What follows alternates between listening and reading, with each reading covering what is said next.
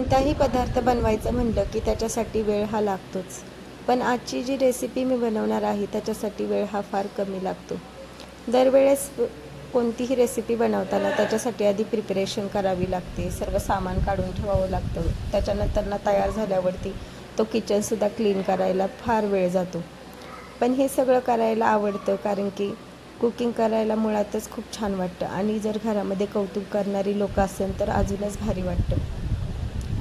पदार्थाचं कॉम्प्लिमेंट घेणं हे खूप छान वाटतं कारण की हे सगळं करून ज्यावेळेस आपल्याला कमेंट्स येतात की वा खूप छान केलं आहे, मग हे सगळं केलं आहे त्याचा सगळा थकवा निघून जातो.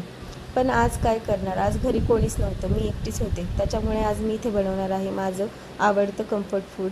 मी इथे बनवलं आहे आज पिठलं. मला फार आवडतं पिठलं आणि त्यासोबत जर इंद्रायणीचा भात असेल तर अजूनच भारी. तर मी इथे बनवलं आहे पिठलं आणि हे बनवून झाल्यानंतर त्याला कोथिंबीरने गार्निश करून घेतलं व भातासोबत मस्त एन्जॉय केलं. तर तुमचं कम्फर्ट फूड कोणचं आहे नक्की सांगा.